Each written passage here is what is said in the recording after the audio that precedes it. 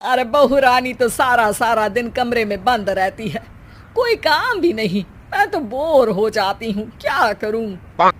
तभी मीना की सहेली रीना उससे मिलने आती है।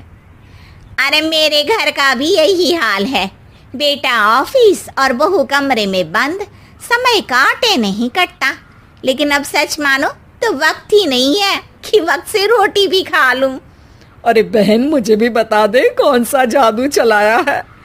मैं भी अब जिंदगी के बचे कुचे दिन आराम से काट लूं। दीवारें देख देख कर तो बोर हो गई हूं मैं। रीना मीना को एक स्मार्टफोन देती है। ये ले, ये है वो छड़ी जो जादू करती है। इसमें मैंने तेरा फेसबुक अकाउंट भी बनाया है, एंजल प्रिया के नाम से। बस अब यहाँ दोस्त बना और सबसे बातें कर। सास को पहले तो उतना समझ नहीं आता है, लेकिन धीरे धीरे वो उसकी आदत डाल लेती है। माँ जी जल्दी से खाना खा लीजिए, मुझे थोड़ा काम है।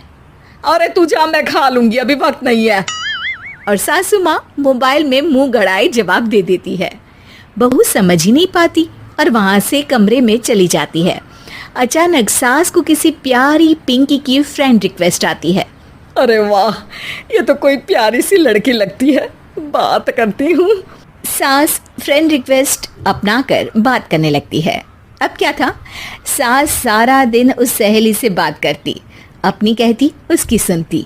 एक दिन सास फोन पर ही सर गड़ाए। अरे बहू, जरा मंदिर के लिए थाली सजा दे, आज कीर्तन है। बहू फोन पर किसी को मैसेज टाइप करते कहती है।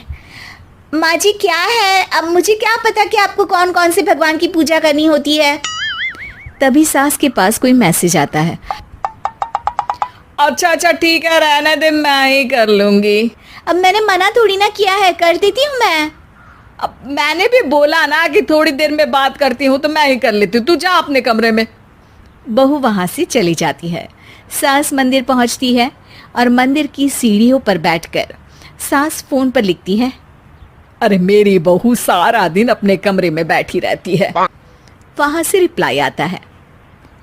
मैं आपकी बहू को तो जानती नहीं हूँ, लेकिन हाँ एक बात है, हो सकता है आपने उसे ताने दिए होंगे या फिर उसका दिल दुखाया होगा। ऐसा करने पर बहुओं का मन ससुराल से हट जाता है। याद रखिए, बहू और बेटी में फर्क होता है। सास घर जाती है और बहू से बड़े ही प्यार से बात करती है, उसके लिए खाना बनाती है, उसे गिफ्ट में साड़ी भी देती है। जिसके बाद अगले दिन, माँ जी चलिए, आज मैं भी आपके साथ मंदिर चलती हूँ, आते वक्त भोले भैया के गोलगप्पे खाकर आएंगे।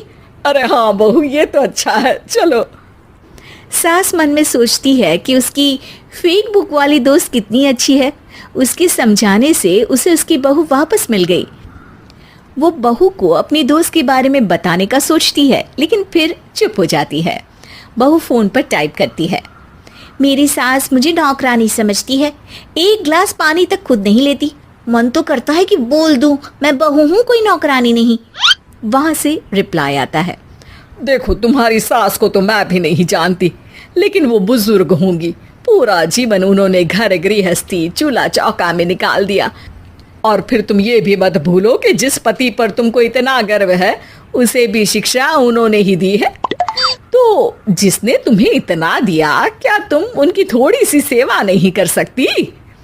बहू भी अगले दिन से सास का सारा काम करती, उनके पैर दबाती, उनका ख्याल रखती, उनके साथ घूमने जाती। एक दिन सास, बहू ये लो मेरा हीरे का हार।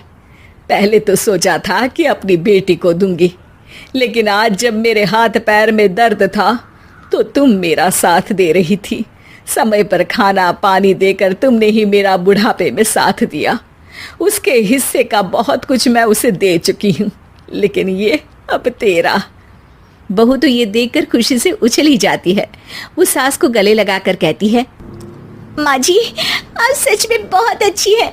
भला हो उस एंजल प्रिया का, जिसने मुझे आपसे वापस मिलवा दिया, वरना मैं तो हमेशा आपको गलत ही समझती। मैं तो सोचती थी काश वो एंजल प्रिया मेरी सास होती। क्या नाम लिया बहू? एंजल प्रिया तेरी फेक बुक फ्रेंड है? हाँ माँ जी, वो बहुत अच्छी है। उन्होंने ही मुझे बताया कि सास की कीमत क्या होती है।